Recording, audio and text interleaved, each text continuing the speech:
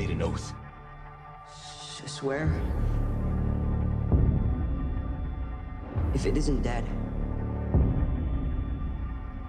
if it ever comes back, we'll come back to. Welcome back to R&R Reviews Unscripted. You're here today with me and my brother, who are just a couple of cinephiles, and we're going to try and educate you on a movie. Not really educate you, but, tell you what we think about it. Today, we are talking about It Chapter 2. It just hit theaters recently. It's starring James McAvoy, Bill Hader, and Jessica Chastain, along with some others. We can't forget Bill Skarsgård as the terrifying Pennywise the Clown. And this is a follow-up to kind of finish out the rest of the book that the first It movie that came out in 2017 didn't do. Yeah, it's the second half. Welcome to the Cinema Club. R&R Reviews. Alert! This movie just came out recently and is still in theaters. If you have not read the book or seen the original that this is rebooted off of, then you might not know what's going on and you might want to stop listening. We're getting ready to talk about all the facts and intertwining details of this movie. As you can hear on our Facebook and our YouTube pages, we rated it with a 7.7 out of 10 points. Our watch meter states, finally, a horror movie worth recommending. Aw, yeah. So, what do you think makes this so different from all the other horror movies? I have to say, what I love most is that it's not just endless gore, mindless jump scares, or, attempts to be alternative and creepy and freaky. This has such a good story behind it, a good depth to that story and the characters in it. And it's really a story about facing childhood or facing your past, dealing with the guilt from your childhood, things like that, and breaking that off of you. And that, if you watch this intently and really dive into the characters, you'll find that that's what this is really about. I feel like calling this a horror movie is almost incorrect because it's just so much more than that. The movie has so much heart to it. It's almost like a family storyline. I don't know how to describe it. It feels like it's so much more than a horror movie. It is. It's just very adult, very mature content.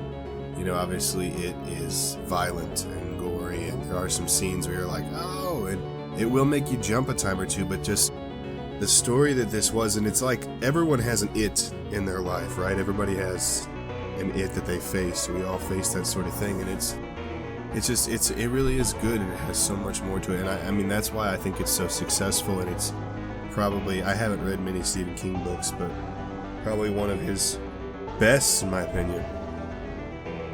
Right. I think something else that really helps this movie as well is having a grade A cast, because we don't always get to see that. And it's not just like one big name, it's at least four. Yes. Yes, several. I think Bill Hader takes the cake in this movie. He's the comedy relief. He's got a one-liner in every scene, but he just was my favorite character of the whole movie. I think he makes the film.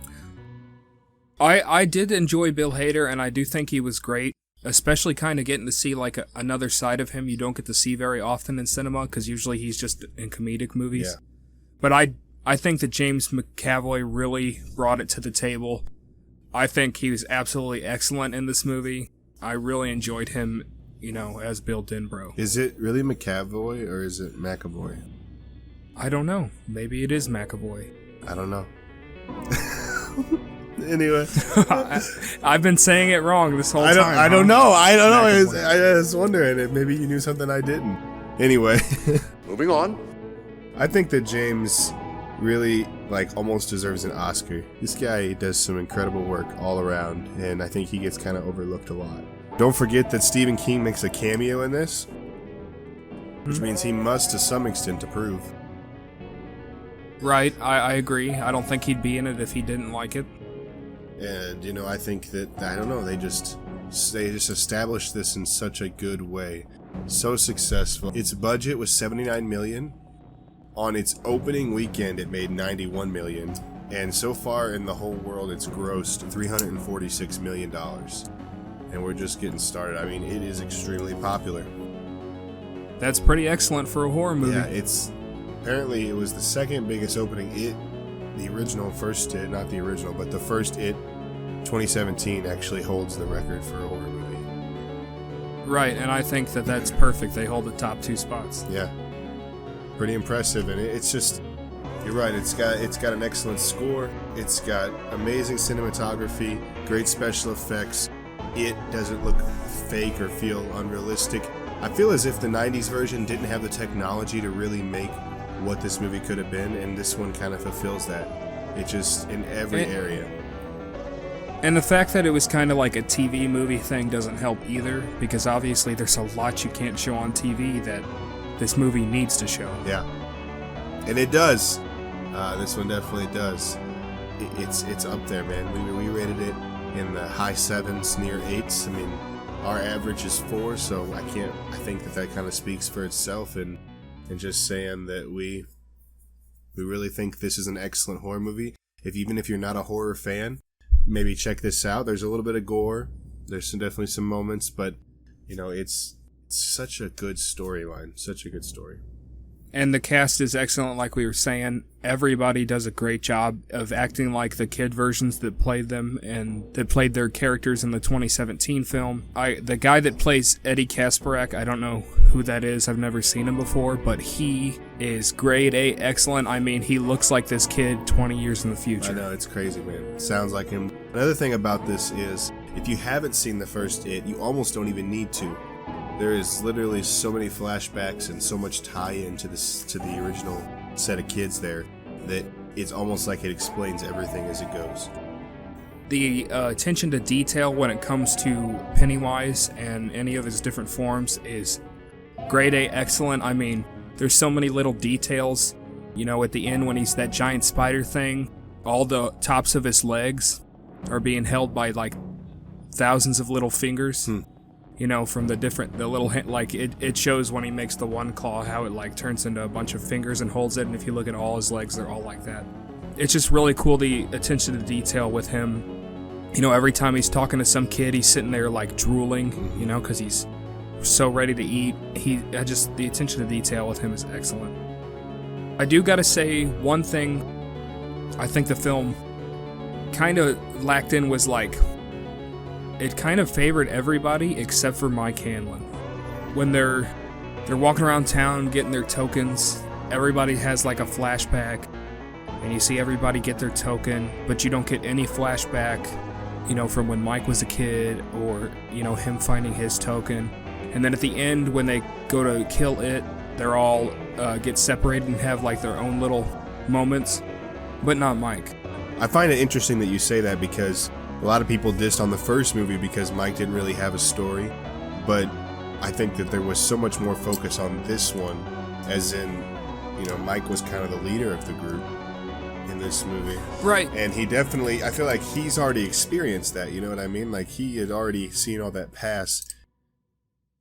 Right, because he never forgot it because he never left, and maybe they did that to adhere more to the book, I don't know. I just feel like if you're going to give everybody kind of their own little time, Mike deserves his time too. Yeah. I would have loved to seen some of his flashbacks from the book that weren't put in the, the kid version. Yeah. Like the giant bird, that attacks him. Definitely. Okay, so one more thing I got to give props to this movie on, it and the 2017 version, is they did a really good job with the plot, because I'm going through the book right now, and it bounces back and forth, back and forth, back and forth, back and forth, back and forth constantly. And they do an excellent job of pulling all those pieces apart and structuring them into one coherent timeline. That's cool. Alright guys, well that's all the time we have for today. Thanks again for tuning in. As always, check out our Facebook page, make sure you like it. Subscribe to our YouTube page. And don't forget you can email us at rogerscinemahood@gmail.com. Leave us a comment, let us know what you think, how you feel, and what you think that we should be reviewing next. Until next time, guys, we'll see you then. It's a beautiful day in the cinema hood. Bye-bye, Georgie.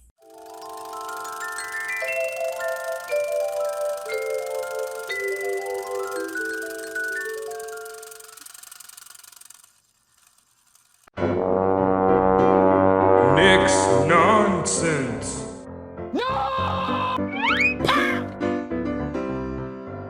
How come James, whose last name I won't say because I can't pronounce it properly?